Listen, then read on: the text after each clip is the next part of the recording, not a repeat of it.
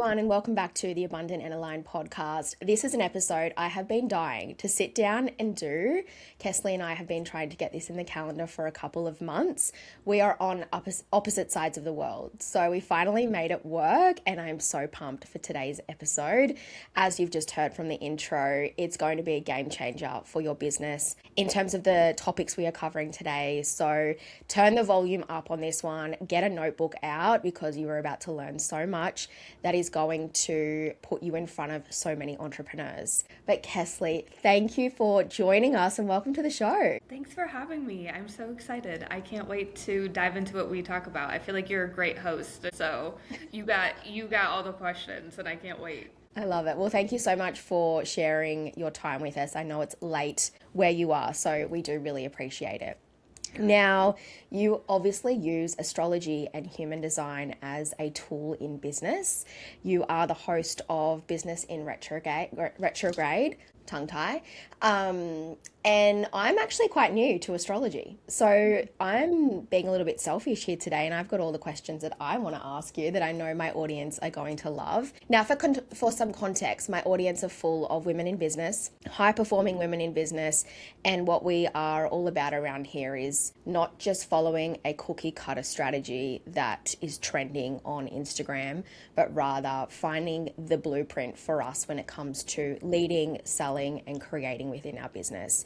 And astrology and human design are most definitely one way that we can go about that. So I'm so excited to have your expertise on the show today and for you to share how we can use these as tools in our businesses.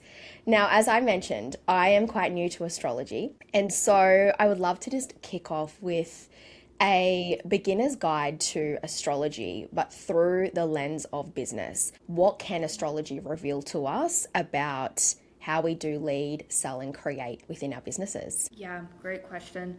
So the thing that I'm always very adamant about in my work is that tools like astrology and human design are exactly that. They are tools. They are not something to, again, put you in another box or to unconsciously outsource your authority to, because I see that happen a lot where suddenly people start to learn about themselves and they start to constrict themselves, and it is quite meant for the opposite. And astrology has been a part of my life since I can remember. My mom was very into it growing up, and it was something that I picked up in my teenage years majorly and organically infused into business when I pivoted into consulting. And what I have learned working with hundreds and hundreds of people's charts at this point is truly everyone is very unique. And I like to see astrology as your story and human design is your energy, because astrology is explaining the patterns. It explains your strengths and weaknesses and why you experience what you do and your correct energy for all the way from your brand to your voice to your approach to content, how you serve, all of it. And human design is another, tool that can really supplement in that. But overall, my biggest thing is these are meant to be tools of expression, especially, and tools of permission, because so often whenever I'm able to reflect to somebody, this is how you are designed to create content. This is how you're designed to actually serve inside of your offers. This is really what your brand purpose wants to be about. It's like a light bulb goes off every time of like, I didn't know I was allowed to claim that or to do that. Mm-hmm. And so it's really this huge permission slip more than it ever is like, oh, you are this, so you have to act this way, I love that you mentioned we use it as a tool and not to use it as the only way that you can grow your business, because there's so many tools we can lean on, right? And I think it's great when you know how to pick and choose between which one is the one we should be leaning on at the moment. So astrology, I hear terms like planets, signs, houses. Please explain the core language of astrology, and when we see that terminology, what can we take from it? Yeah, so we'll start with houses because fundamentally this is actually my favorite thing to dissect for people. And So the houses are this wheel of your chart. Everyone has 12 houses, and depending on what time you were born specifically determines your rising sign. And your houses will go exactly in order of the zodiac wheel. So if you are an Aries rising, your second house will always be Taurus, your third house will be Gemini, your fourth in Cancer, and so on and so on. So it's following the exact same wheel. It's never random. And so the houses represent different areas of life, but I have my own complete methodology on how I see it, given that I'm a business consultant. And so I view the houses each through their own unique business lens. So, for example, the fourth house traditionally in astrology is about your home and your emotional foundations and your family and your lineage and like your literal home.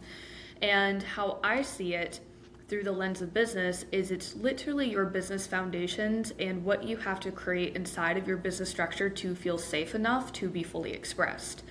And so the houses are essentially hyper-specific areas. Like your sixth house is how you are uniquely designed to serve. It is your everyday life. It is how you find fulfillment in the day-to-day mundane things. The seventh house is your clients. It is also your partnerships. It's who you want to go into business with and who best reflects that energy. And then the eighth house, just for one more example, is the unique transformation that you provide. So this is one that I've had a lot of astrologers hire me as well, and they are mind blown when I tell them about my translation of the eighth house, because in traditional astrology, eighth house is it's all the taboo things. It's all the very unsexy things that nobody wants to talk about. It is like debts and traumas and these baggage that we carry, and it's a very murky kind of house. It's, again, it's very hidden, and it's all the taboo topics you could possibly think of. But because it is that house of transformation, you come out of the other side of it. I truly believe that, in business, at the end of the day, like the best mentors and consultants and people who just have been in their industry for a long time have such a unique way that they transform because of what they've been through. And so that's another lens. So now we look at the signs. So I already started to kind of mention the signs, but the signs are each zodiac, right? And so traditionally, everybody knows what their sun sign. So if I go like, oh, what's your sign? Like, you know what your sign is, right? And so the zodiacs are representing different energies. They are different ways of expression. They have their own strengths and weaknesses.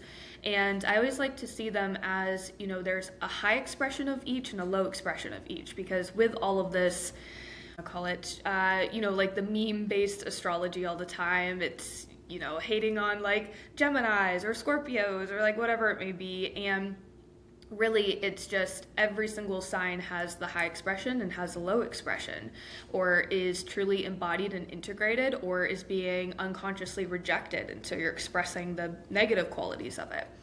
And then the last thing we have is the planets. So the planets are actually the main players in all of this.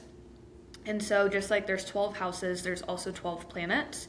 And there are 5 specific planets, though, that play the most important role in how you show up, in your expression, in your identity, in how you communicate, and how you feel about things, and how you connect, and all of that. The rest of them are generational or outer planets that are more so these collective experiences that you have. So for example, everyone in your graduating class and maybe like the class above and below you, all of you have the same Saturn placement, likely.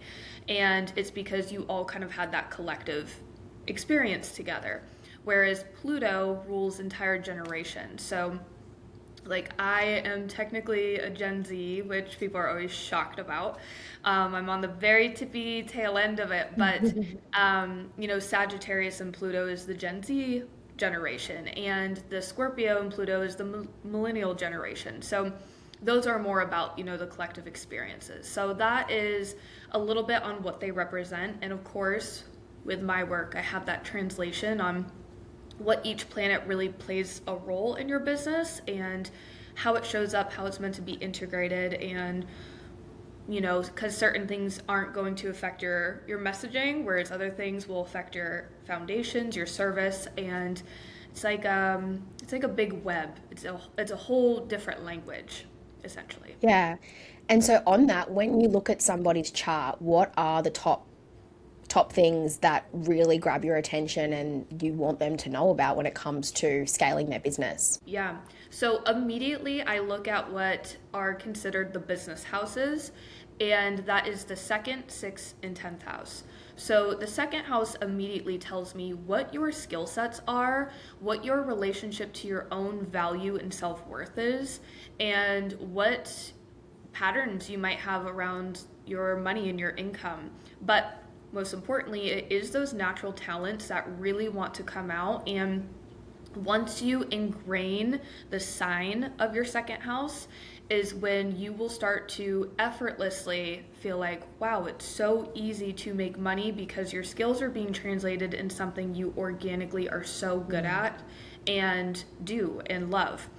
The sixth house this is a house I talk a lot about. I actually don't really see other people talk about it very much at all, but the sixth house is your literal service. It is how you are designed to actually serve people, because if you look at all of these different business models, you look at, different people who are in the same industry, we all have a different way of serving that is correct for us.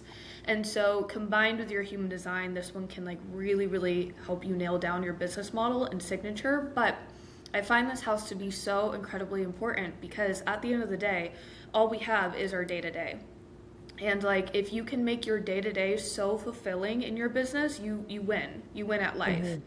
And so I love to really dive into somebody's sixth house and help them understand how can you position your services and your everyday life for the absolute most fulfillment for you to get out of it. And organically, you just serve better. People want to stay with you longer. You show up better. You show up more authentic. You're excited to actually market your services because you like what you're doing.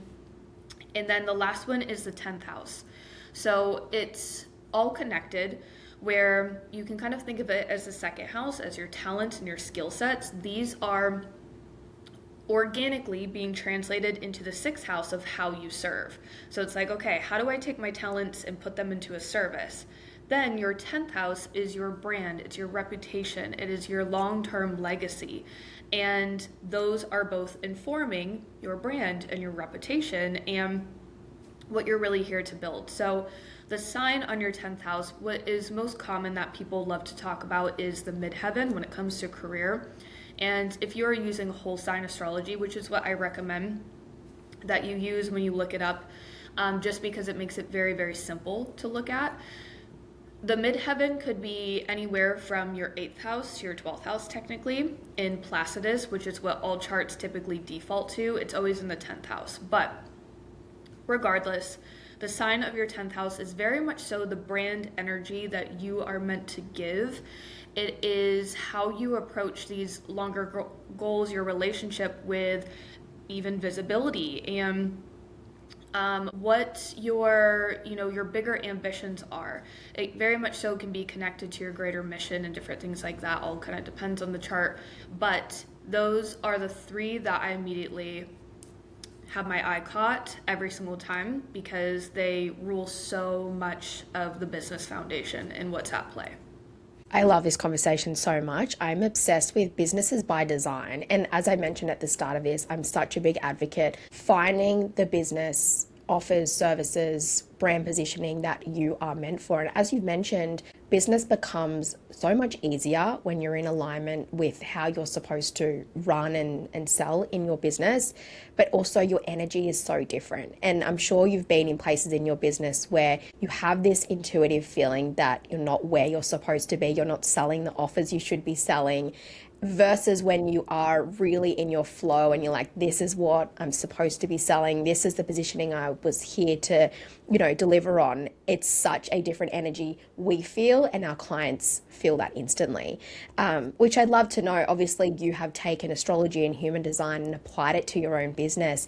Is there a contrast? Has there been a version of you that didn't show up in business with this as a tool versus obviously now, and what were the results? Oh, yes. So my very first business, it was there were so many things in what I learned and how the model was set up that went against everything in my energy. And I actually would piss a lot of people off because I wasn't willing to do things certain ways, and I kind of kept going against the grain over and over and over again.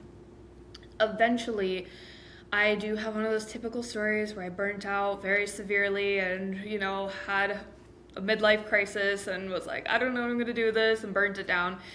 That did happen to me indeed. And while I was in that limbo period of my life of genuinely being like, I know that I've never had a shred of doubt in me that I was meant to build something big and have a big life and do something very impactful. I just did not know what the vehicle looked like for that. And so my biggest thing for me though personally was I had to have purpose behind what I was doing. I have 3 business degrees. I had already had a successful business. Like, there was many gifts and talents and skill sets that I had, but I was not willing to just do anything. And so in that search of purpose, I actually just started consulting on the side, mostly because I needed money at this point in my life. And I started consulting with some friends' businesses that they were starting and growing. And very, very organically, because I was obsessed, all I would throw myself into all day long was astrology and human design at this point in my life, because I was like, I'm lost and maybe the stars know how to help me find my way back. And I had this one client who was a friend of mine, and we had created her this marketing strategy. And she's like, I don't know what it is. This, makes all logical sense, but like it just feels wrong to me, and like I just don't want to do it. And again, like I know it makes logical sense, and like I don't know, I'm feeling so much resistance towards it. And she was not woo woo in the slightest. She like thinks all of this is like BS. So I was like, would you happen to know what your birth time is? Because like I knew her birthday, and she like rolled her eyes. She's like, whatever. So she gives me her birth time, and I dissect her astrology and human design. And this was before, I knew how to directly apply it to business, but I'd known all the fundamentals very well. And so I come back with like a completely revised strategy for her for marketing. And I was like, well, you have an Aries 6th house, and you also have you are a splenic projector and X, Y, and Z. And so we completely shifted how it was done. And she's like, this feels good. And she ended up having an insanely massive launch because of it, because of how she's able to sell out. And so I started doing this for an entire year without telling anyone that was what I was doing. I was kind of like Trojan horsing myself of being like, yeah, come in. And people would be like, yeah, work with Kessli. It's such great results. But I still felt like an imposter talking about astrology and human design, because I was like, I don't know, I just like have been studying this forever, and like I'm finding my unique way of how to apply it, but I had to learn through a lot of one-on-one people of like, what is my methodology? How do I do this? And so organically, I started to apply this to my business, and every single year since I've been consulting, I get more and more refined in that and getting even more true to it, because the biggest thing about these is there's a lot of deconditioning that comes with it. There's a lot of huge identity shifts and permission slips to allow yourself to do things in a certain way, especially when you've been doing something incorrect for so long and finally making the switch. Every year I get more and more and more embodied in it. And last year was hands down my most successful year that I'd ever had, and what felt like the absolute easiest year on a lot of counts of how that happen too. And this year is already like projected to be significantly bigger, and it's just like I'm just having fun at this point, that does not feel forced at all. And so it has been a huge product of consistently and consciously working with these tools. I love you mentioned there. I love you mentioned there. A lot of this work does involve unlearning and reconditioning, and I specialize in the subconscious mind and reprogramming my clients from that level. And we always use that term relearning or unlearning because, as you've mentioned, it is so scary to start doing business in a different way, even if it hasn't really been working, but to just trust this intuitive guidance or this chart that somebody gave you over generations and generations of conditioning around what success should look like does naturally come with a lot of resistance.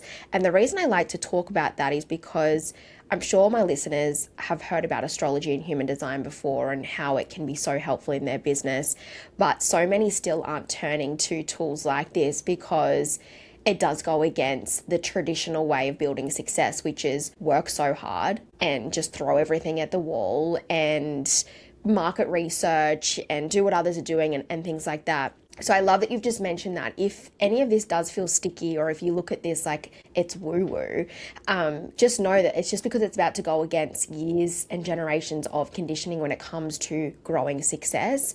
But we are here to build a business that feels good and is for us. So yeah, I just love that you made that point there, because often we look to these things and it doesn't land with us straight away. That's the invitation to really invite it in, because there's a reason why it's not landing with us. Okay, so what I'm hearing is our birth time and day will influence our chart, but then obviously we hear about the moon and the stars' influence on the collective energy and our energy. I would love for you to talk to that. How do the stars and the moon influence our energy, and what is in store for us in 2026 when it comes to astrology on that basis? Oh boy, we got a lot to talk about on this one, because it's a massive, massive year. Truly sound like a broken record at this point. Everyone's like getting ready for like the next coming because of me, because I'm like, just get ready, it's like gonna be big. And I'm usually not one of those astrologers at all that's like, I feel like so many astrologers do it for every freaking transit. But overall, like the collective energy of the entire year of 2026 moving into the next few years is big. It's this very fast, fiery type of energy. And so to first talk about the transits, because this is what you are hearing all the time whenever you see those posts that it's like what this full moon means for your sign or whatever it may be. And so astrology is happening all the time, 24/7, and it is interacting with your chart. So there are certain planetary influences that are going to really give you advantages, that are going to spark up your energy. There's also going to be ones that really drain your energy, where events happen and you're going through something hard, and the astrology is always reflective of that. For the longest time, I kept trying to disprove transit astrology as much as I could to kind of go against my work, because what I had learned in one of my classes, like debate classes, is you become better at what you do if you're trying to disprove and be on the other side. And I tried, and every time I'd be like, oh, this is the one. Months later, I'd be so proven wrong that it was laughable, honestly. And so again, astrology is happening all the time. It is constantly interacting with your chart. That is why you have, not to blame the stars, but they definitely influence a lot of reasons why you had a really, really successful year or not so successful year, and just what was at play.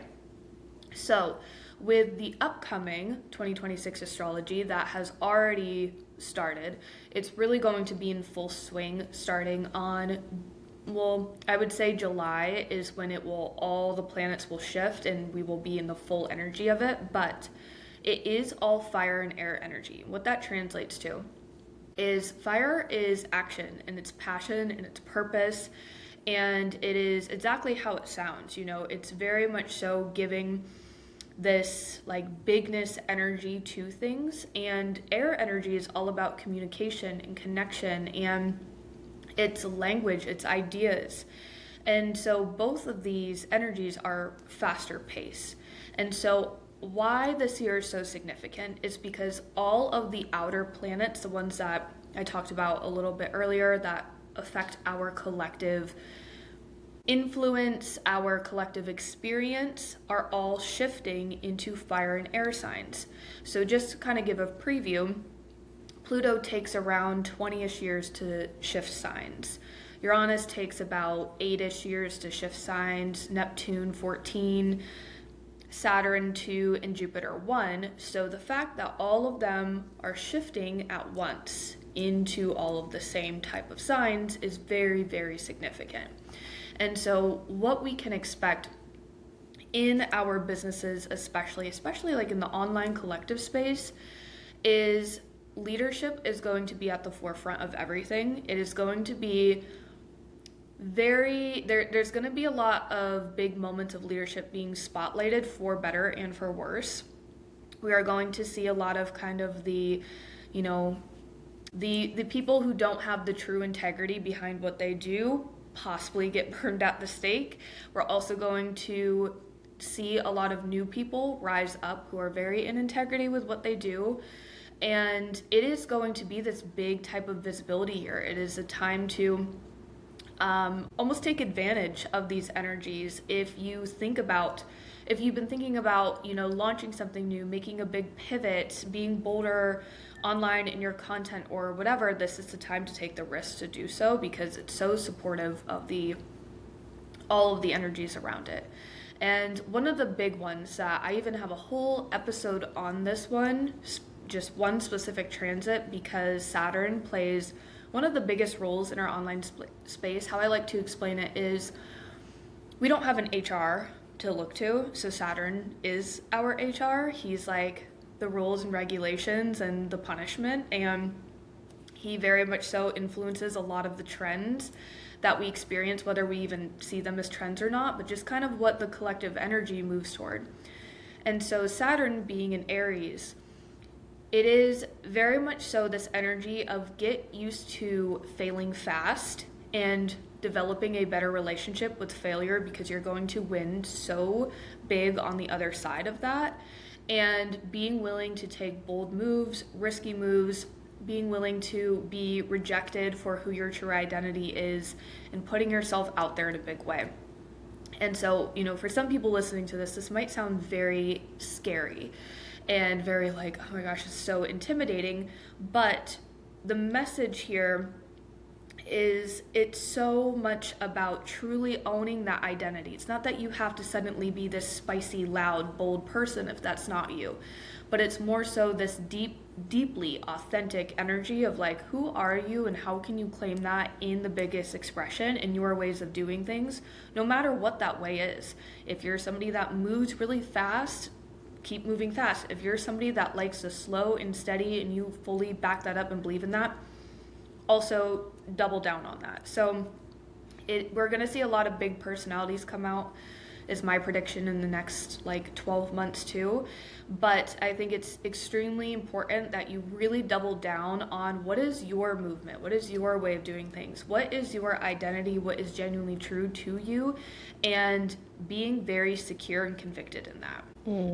Now's the time to ask those deep questions. What am I here to be known for? What is my mission? And who am I? I think that's such a great question as well. We know with the uprising of social media, being bombarded by other brands, that question often gets really blurred. And I know so many women in business are showing up in a way that isn't authentic to them, not because they are an inauthentic person and they're trying to be fake, but simply because they're consuming information that is swaying their motivation and swaying their services and swaying who they are, and it's not who they're really here to be.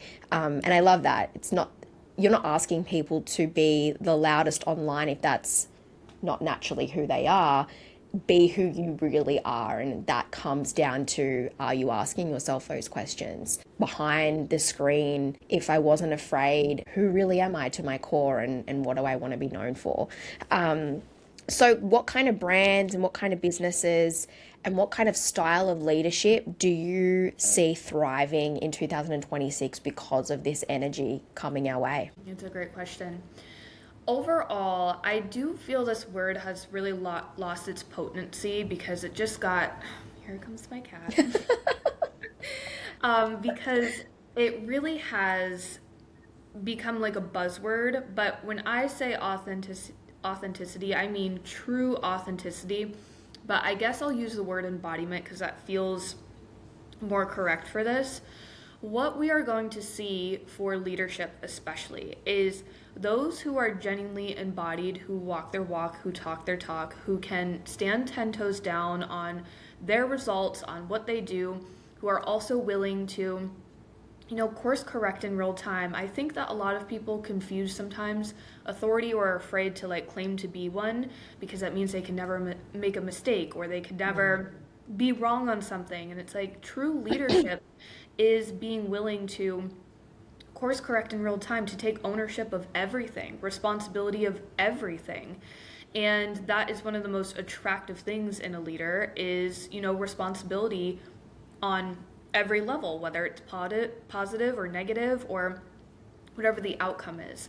And so whatever it is that you do, whatever service that you have, whatever brand that you have, being embodied is going to be your number one player in this entire energy. And it's because it's felt, across the board. You're definitely going to see people getting louder and more visible and posting more. It's just going to amp up the energy overall. But those who will stand out every time are the ones that are convicted and embodied.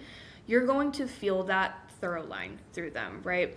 There can be people that are well, I post 3 times a day and I'm so loud and I'm so spicy and all of this. And if they are not actually that way, if they're not truly convicted in what it is that they're selling and doing and being, it's going to be felt. And so I just really encourage everyone to double down on it, to really evaluate your relationship with your services, with your brand, with your identity of, do I feel truly confident in this? Even sharing more personally too when it comes to content. I don't mean personally about your personal life, but how have you walked your walk in terms of what you do, and sharing a lot more of that is going to stand out significantly because it's showing and not telling necessarily. And again, you can feel when someone is an embodiment of their brand versus the one that's just creating content for the sake of it. You want to be your brand. You want to walk the talk, do everything you're telling your clients do. And yeah, whether you tell the world that or not, we definitely can feel that energy for sure. I love that. Now, we're talking a lot about visibility in this conversation, and I know a lot of women at the moment are really going back and forth on the idea of what visibility does look like for them. Again, we can go down the route of being on every single trend on social media, being the loudest online. But then we also have these more premium brands who are stepping into this quiet luxury space, which is a lot of the conversations we're having in my world at the moment, being felt as opposed to being heard all the time. But what we're talking about here today is your chart can potentially tell you what visibility should look like for you and even how you're showing up in your offers. So are you better suited to passive offers that just sell, behind the scenes, or are you someone who should be creating offers with more proximity and more depth to your customer and client? So can our chart tell us what does visibility look like for us, and what should those offers look like? Again, are they more passive or are they more intimate and proximity built? Mm-hmm. Yeah, absolutely. This is one of the number one reasons why I even, use these as tools is to decode this quickly, because so many people spend years and years and years of trial and error in it and never really getting the answer that they want either. But on the visibility question, I think that this is a great conversation in general, because truly when we hear visibility, we just think be everywhere all at once, all the time, on as many platforms as possible. But visibility for some people can truly mean, are you visible in the correct circles that you need to be, in the correct spaces? Some people might do a quiet podcast tour or, in-person speaking events.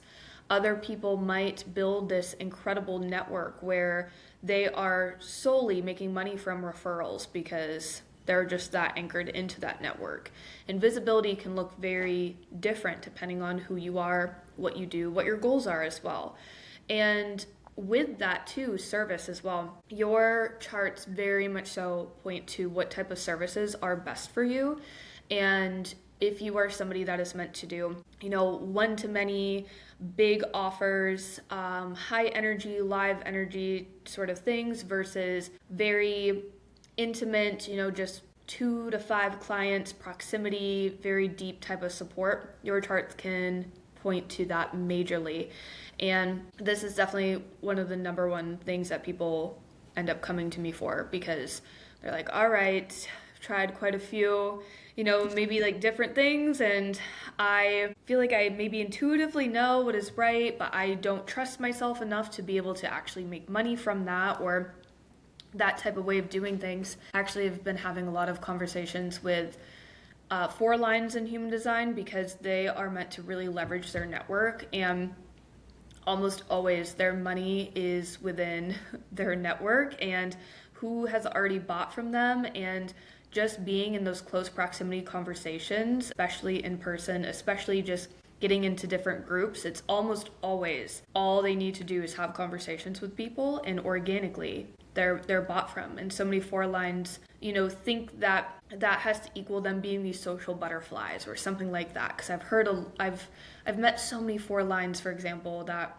don't resonate with that, where they're like, yeah, I'm kind of introverted, like I'm not super whatever, but I get to talking to them and they're excellent in conversation. They really, are tuned to people. And I'm like, that's what a 4 line is being. Like, people can really feel your energy and they want to be in proximity to you. And so overall, this can go in so many different directions, but overall, yeah, it definitely can point to how you are designed to serve and what that model looks like and what success is to you and what that feels like to you. I love this. We're also having a lot of conversations on the show at the moment around doing less but better. And I think that, if you have a 4 line, that's the perfect topic for you. It's not always about more clients and more reach. It's about nurturing the ones who are already within your space. I actually had a human design reading the other day, and I'm 2-4. And that was one of the things that she mentioned with the 4 line. Lean on your immediate network. There's so much money in front of you already, which was a nice big exhale, because I'm in a phase at the moment where I am so... Although I feel like I always say this, social media for me has always been so up and down. Like, I've never really thrived on social media. I haven't really wanted a massive audience and been on every single trend, but it's always, coming back to it's okay. There are so many other ways to market your business. And when she said that about my 4 line, getting in rooms with people and just having conversations with those who are already in your network, it was so nice to know there is another way that's actually more suited for me, that doesn't involve just being the loudest person on social media, because that just does not see well. I had a very, very strong intuitive feeling you were a 2-4, which is why, I had even brought that up and it's so funny because 2-4 sounds so contradicting, because it's always explained as the introvert and the extrovert, but 2-4s, you guys just truly you have this type of sacred energy, and the circle that is your circle wants to really see your processes and experience your genius and your unique and creative ways of doing things. And it is, I've been working with so many 2-4s over the past year, it feels like, and there is everything that describes me I'm so confused by, but I'm like, you guys just have a very sacred type of energy, and the type of rooms and proximity and who gets access to that. And I feel like that permission for you guys it's huge, because again, there's that big pressure of well, just sell more and get yourself out there continuously, when really you could serve with the same people over and over and over again and really be fulfilled by that. Yeah. And I'm finding there's a huge trend in my business at the moment with women wanting to be closer to me with proximity and be in rooms where there are more depth. And I find my passive offers rarely ever sell. And there's definitely been moments in my business where you get caught up on that. You're like, yeah, but that's in quotes easy money, and that's where the make money while you sleep opportunities are. But the reality is they just don't work as well for me. And the rooms where I can actually be in conversation with women are the ones that thrive. So just again, trusting that's where I'm supposed to be. And again, everyone's business model should be looking so different if you are in tune with who you're here to be. Mm-hmm. Yep. Yeah. Yeah. Line two, the way that it's often pictured in human design is it is the one that is inside of the house, like at the dinner table or whatever. And the whole point of that image is like people want to look in and see how you do things. They just want that proximity and that nuance and whatnot. They don't want a perfectly curated framework from you in a 1, 2, 3 step. Like they want to be able to have those conversations and for you to be like honest about your journey or what that process looks like and be able to again like have that like type of depth and nuance with them on what that can. And it's so much more about people just being obsessed with your inherent genius and not this 8-step framework. Here's exactly perfectly how to like implement every whatever and buy this course for it. It just starts to feel really disconnected from why people want to be with you. Yeah. And that's when things stop working in your business as well. When you start creating offers that aren't meant for you, you're serving your clients in a way that's not meant for you. And then you're met with these slow income months or launches that flop. And then you blame the algorithm or the economy and no one's buying right now. It's like, no, because your blueprint and how you're showing up isn't how you're supposed to be showing up, which is again why I love having these conversations so that more women in business know this is how you're supposed to do business. This is what's going to work best for you. And you run that path, you'll be having big income months and sold out launches regardless of what's happening down the road because you're serving how you are supposed to serve. Now, you kind of answered this question, but one question I did have to, I guess, wrap us up was, let's take 2 women in business and they're following the same strategy, launching similar offers, working about the same, but they are seeing very different results. How does astrology influence a scenario like that? I've been wanting to do a case study like this, like a play-by-play of breaking it full down video, because I've seen something similar so many times where I'll get 2 people in the same industry, very similar offers. You can tell that, they're just kind of going by the playbook of what they're supposed to do and whatever, whether they're service provider or coach. And the one who is excelling but maybe wants to refine or, scale or something versus the one who's genuinely stuck and is like, this is not working. We'll also take people that are at like the same experience level too, right? Like equally as talented, skilled, etc. The chart genuinely plays such a significant role in who's going to excel in this model versus who's going to fall behind in this model. And of course, I always say that any strategy works ever. Like literally any strategy on the planet can work if it's correct for you, if you can be embodied in it, if you can be obsessed and showing up in it. And so there's been so many times where I've had to completely deconstruct somebody's whole idea around how they're going to get to the income and the clients and success that they want, because I'm like, you already are not obsessed with this. You actually are completely depleted by this, and you are negotiating with yourself every single day because the reason why you think you have a marketing problem is really because you hate your offer, and it's built for people that you don't even want to work with in a way that you don't even want to do, and they're always like flabbergasted. And so we'll deconstruct, and I will be like, this is what this type of process, this type of model will be significantly healthier for you in so many ways.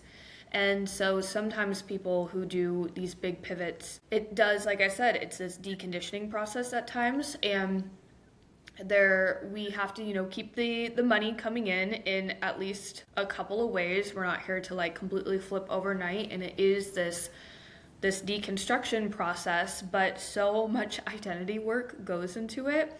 And the thorough line always comes back to the identity and who you believe that you get to be. And how I really see astrology especially is it's making you come back to like the highest expression of who you were always meant to be.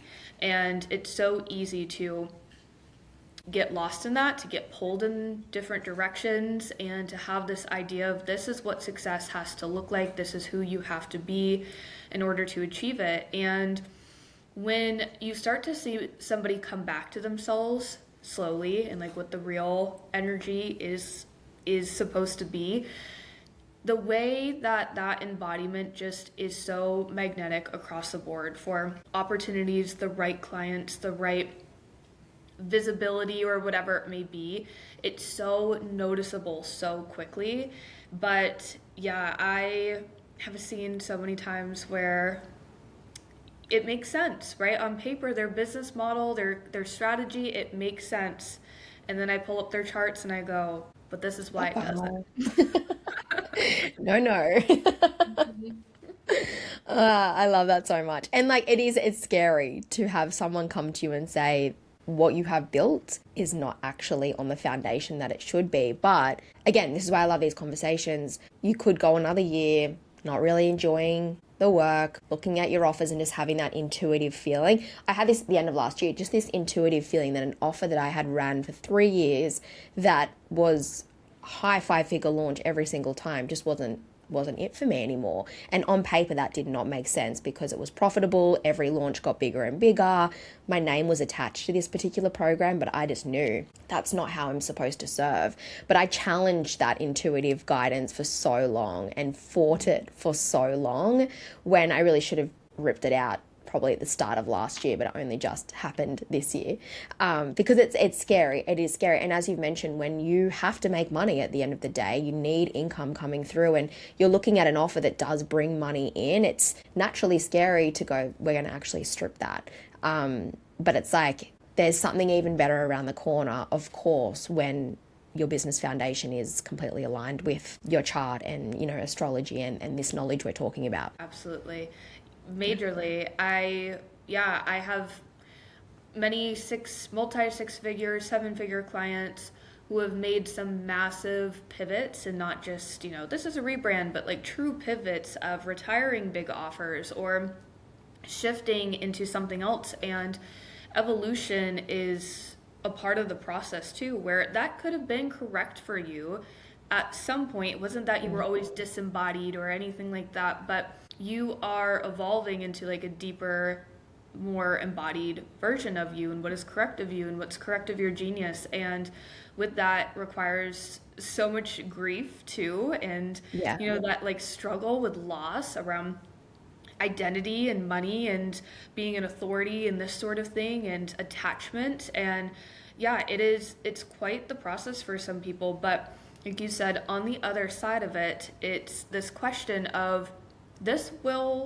can continue to work, but you're always going to have that feeling that you cannot shake and this unfulfillment in it when, if you rip the Band-Aid off, have a little small season of sacrifice, whether it's maybe in an intentional income dip or you're redirecting to some private clients for now, whatever it may be, and then you have the audacity to build what you really want to build, you will be so much more convicted in your marketing and how you are showing up in your energy that organically that income is going to be replaced by something that is just so much more true to you.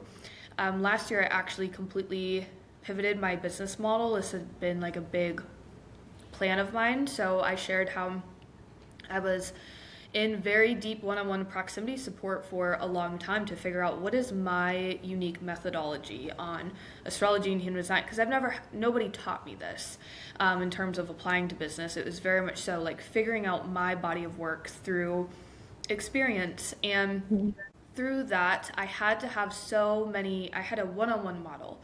And that one-on-one model was also very signature to me because I really did figure out what my signature offers were. And I became very well known for them. But I knew through my design that I am not designed to do one-on-one. I can have like some small proximity that is very intimate, that is very, selective, but I'm here to do one-to-many. I'm meant to have a big body of work. And so all of last year was this big transition phase of building out the body of work to serve one to many and still to be very true to me. And that required me to face so many fears I did not even know that I had. Like, oh my God, this could be, judged at a bigger scale. What if somebody doesn't like it? What does that mean about me? And it was so much more than just the work of actually the transition of it. It was a lot of, ego deaths that had happened along the way. But now I'm in the full transition of it. I have gotten out of my one-on-one model, and I have my 3 signature scalable offers, if you will. And so this year is the year that I'm really working on and just deepening and improving the experience in them. And yeah, it was quite the transition, but it was very needed. And I'm just feel my energy's thriving so significantly right now.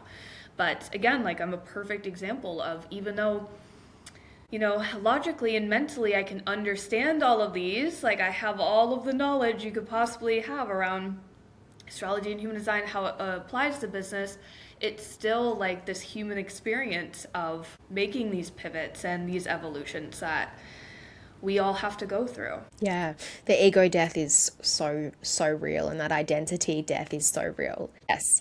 June and July last year was a rough time in my business. Again, everything was working in my business, but my energy was so off. I was questioning everything. And as I've mentioned, it was that gray area before letting go of that offer and pivoting in the business. So much of my subconscious was trying to resist that change, even though consciously I knew it was so good for my business. But yeah, it was energetic chaos in my life. So yeah, that ego death and that identity death is something that I have definitely experienced before. Yep, I've become good friends with them, unfortunately. Yeah, and that's it. You've got to embrace it, don't you? Because on the other side of it is growth. And when you've gone through it a few times, you can start to trust that it feels yucky at the time, but what's around the corner is even better. And you've just got to ride that wave. Make sure you're supported when you're going through it. You know what it all means, and just be excited for what's to come.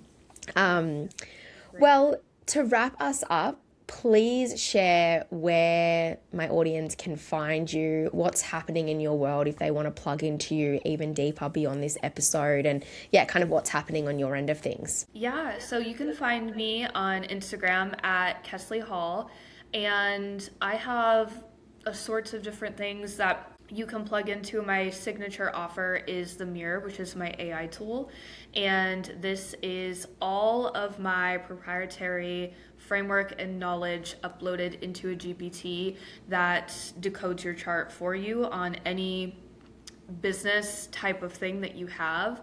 It's very much so acts like a consultant and a coach, and it is pulling directly from your charts. I have over 100 users in this, and the messages that I get on almost a daily basis about it are just off the charts. But yeah, it is something that I'm obsessed with, that I love, and it's a tool that has just also blown my mind. It clocks me constantly, and it picks up on things that I don't pick up on, and I'm like, oh my gosh, don't take my job from me. So that's definitely my signature tool that is very raved about in my community. But Instagram is primarily what I'm on. As Jess mentioned too, I do have a podcast called Business in Retrograde, where I do talk about certain transits and overall applying astrology and human design to your business fundamentally too. So you can find me over there as well. Amazing. Well, I'm going to link all of this in the show notes below, so just scroll down and click through, and I really encourage you to dive deep into this work, because the more I'm digging my heels into this, the more it's shifting my business, and I honestly want you guys to experience a business by design as well. So plug in. Kessli, thank you so much for sharing your time, and I know it is so late, so I'm so grateful. And yeah, I'm just really happy that we've connected. I'm loving your work, and I'm learning a lot from you, so I'm really glad that my audience could soak in all of your wisdom as well. Yes, thank you so much for having me. Love this episode. Yay. All right. Thank you guys, and we'll talk to you in the next one. Bye.